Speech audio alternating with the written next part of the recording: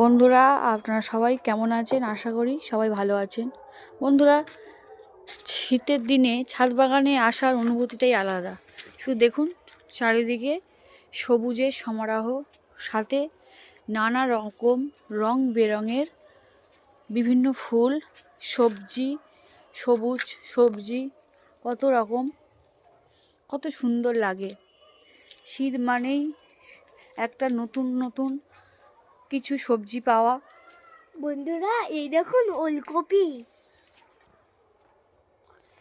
এই যে কত ধরনের সবজি, সাথে দেখাই ছোট ছোট টবে কত সুন্দর গাঁদা ফুল হয়ে আছে।